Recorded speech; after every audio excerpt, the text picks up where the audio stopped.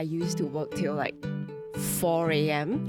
and then you're back in the office at 9. I'm working very hard. But the ultimate ideal is so I'm working hard so I don't have to work later, so I can be anti-work later. Hi everyone, welcome to Tea Talks, a show where we trade tea for stories on the street. Yeah. And Wendy, recently you have been looking a little busy because you started hosting for Tea Talks, Yeah. right? So have you been taking care of yourself? Like today, have you eaten? Yes, I did. I ate fried chicken today. Make sure you eat. Today's topic is very interesting because it also touches a little on mental health. Right. And before I begin, I know that Art Science Museum actually has an exhibition that explores mental well-being and mental wellness through Okay. art and science. Through art and science. Yeah, Wow. exactly.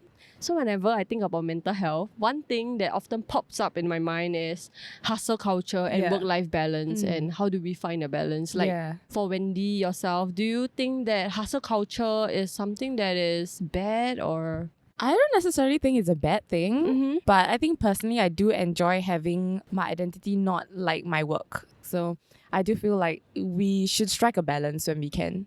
And today we're going to talk a little bit more about that. So let's invite our first guest up today. Hi. Ina, what do you work as? I work in the e-commerce industry. Okay. I have friends in e-commerce and I know that when it comes to like sale periods, they have to be on standby or like work longer hours or OT. Do you feel like that is something that is part of like that work culture? At least during my time, it was like that. I'm actually already out of that particular industry that you're talking about. Just for example, I used to work till like 4 a.m. and then you're back in the office at 9. Oh my 4 a.m. gosh. It's not even the next day because essentially it's the same day. Oh my Yeah, gosh. and then I'm not sure if you guys have heard like in China there is this thing called 996. Right. So 9 a.m. to 9 p.m. 6 days a week. Wow. It's actually very common in China, and at least during my time, I think they tried to preempt people that this culture is coming to Singapore. How do you manage to balance your work life during that period? I'm sure it is hard, right? It's hard, but I think it's also because when you're young, this work hard, play hard culture is pretty fun. My ex-boss used to say this, it's a bit like a drug. When you're doing it, you keep questioning, why am I here? Why am I doing this? Right. I'm gonna tender right after this, Right. like never again. And then once the campaign ends, you're like, okay, when is my next hit? Has that mindset or culture like changed for you or? I think one is, as I get older, I'm a bit more appreciative of work-life balance. Okay.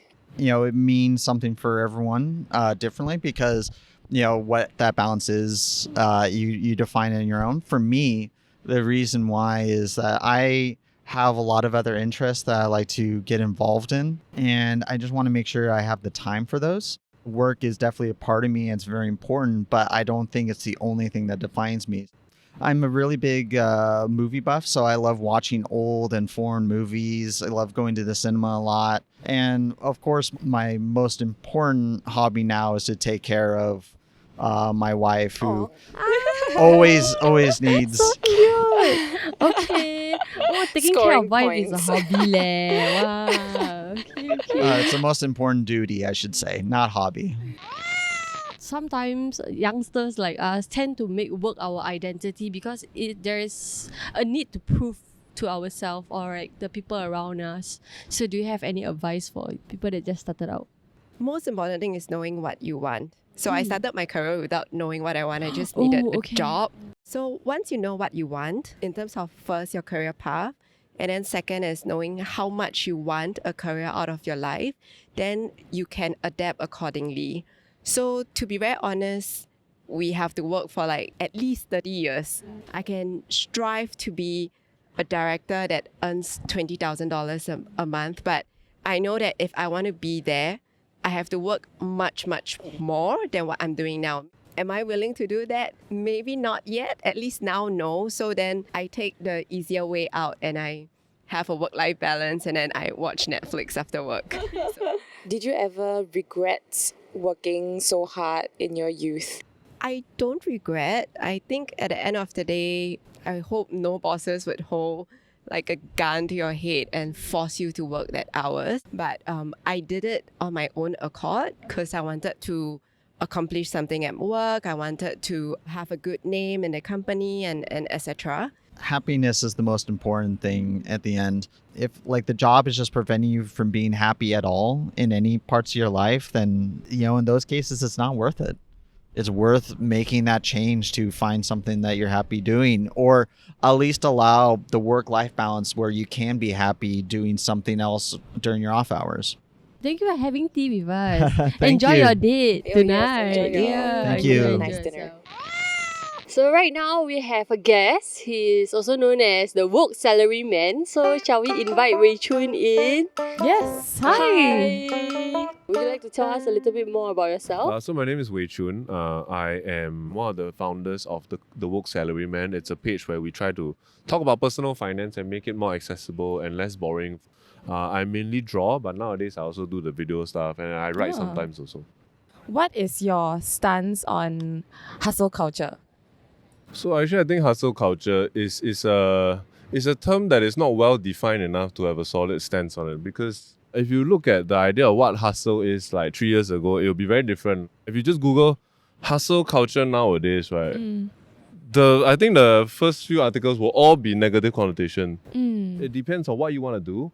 The problem with it is when you judge other people from either side. Okay. If you are a naturally ambitious person, right, you shouldn't judge somebody else for not subscribing to your level of hustle. Okay. And also, if you are less ambitious person, you also shouldn't judge other people for subscribing more to a lifestyle of that is like more hustly. I think sometimes life is like a travelator Yeah. that you are walking in the opposite direction. If you want to like move forward far enough where you can get off the travelator, right? What do? You have to run faster or walk faster than the walking speed. And it's okay to want to do that. And it's okay to not want to do that too. We can't blame the people for wanting to run also. So it's okay. Yeah. But also saying that I've been guilty of sort of projecting that on other people, especially my loved ones, because there was a time where I was an employed person, right, and I really wanted to start my own business. Okay. So I come home from work, right, watch an episode of Netflix with my wife, then immediately work from 9 p.m. until 2 a.m. Every day that was my life. Wow. Extreme, right? How do you even like take breaks and stuff? There's no break. Because I really wanted to escape. So I was running on that travelator. Right. But because I wanted it so badly and I was insecure about whether I could get it, I realized in hindsight now, right? I also put some pressure on my wife, like, hey, you just come back from work, you just sit there, do nothing. I thought you should also do something. Right. But actually, a 9 to 6, 9 to 5, whatever job, right, is not easy. You're very tired after you get home. So it's a lot to ask somebody to go and do side extra hustle after you come back. Welcome to the OGS Pantry. Here's where we grab a snack or two when we're feeling tired from work. And this is also where we had our recent pantry challenge where I tried to draw Adele and obviously it didn't really work out. But good effort. Good effort. Okay lah. Similar. But if you're looking to check out amazing art, you can head down to the Art Science Museum. Some local and regional artists are having an exhibition that currently explores mental health through interactive art, science and technology. That's right, don't forget to check out Mental, Colours of Wellbeing that's happening at the Art Science Museum Marina Bay Sands. It's currently running from now all the way till February 2023. And don't forget to take care of yourself, have a snack, Have a take a break at work. And now, back to the video. So back then, did you enjoy the 9 to 6 job that you had?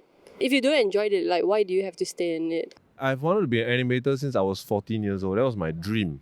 But I realized after like nearing graduation that the jobs don't pay very well, at least not from the start.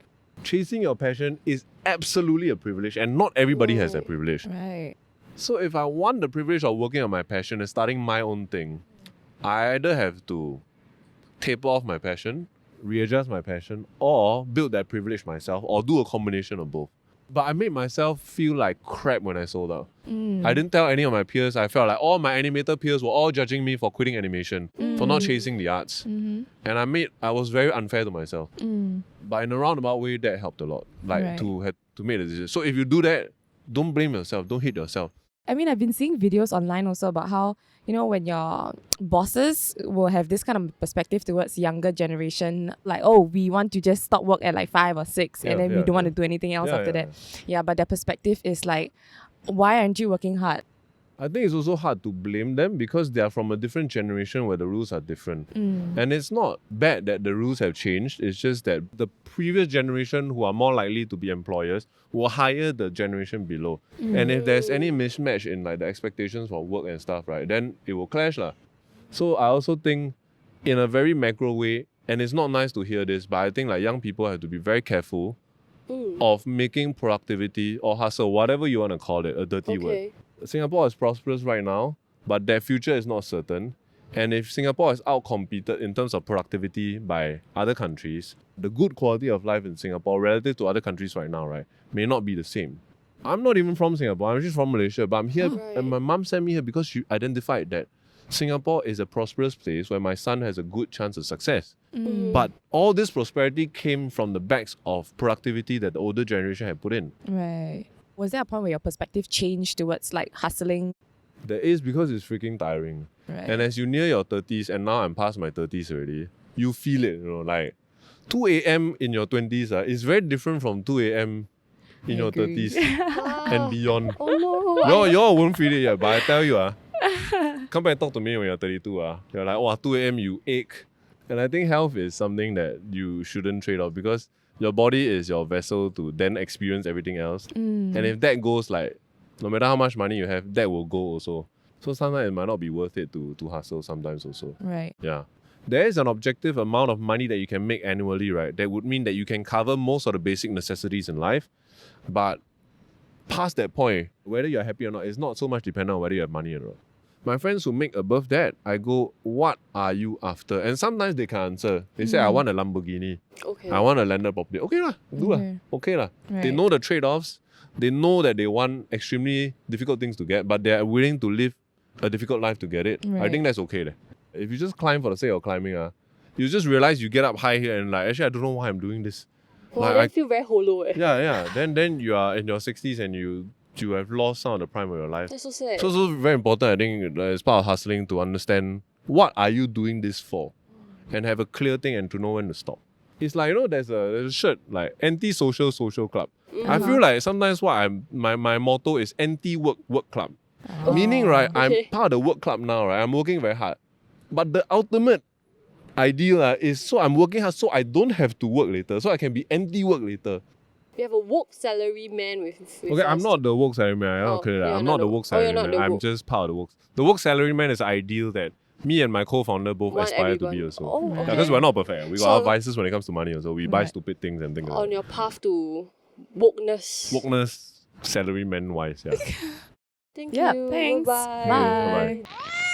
So today I learned that regardless of what you do and how much time you put into something that you do, right, it doesn't really matter. I think what matters most is as long as you are happy, that's the important thing. Yeah, and also we touched on how we should actually take care of our mental health as well and take breaks so that we can still be more efficient. Right. And I think one way that I de-stress is by going to museums. So I heard that we can actually check out the Asian premiere of Mental Colours of Well-Being at the Art Science Museum. What's it about though? It actually features work on mental health by various artists, including Singaporean ones as well. Okay. Yeah, so if you want to check it out, the ticketing link is actually in the description box below. Below us. Yeah, below. And if you enjoyed this episode, do hit like, share, and subscribe. And if you happen to see us on the streets next time, do feel free to join us for some tea. Till the next one. Bye. Bye-bye.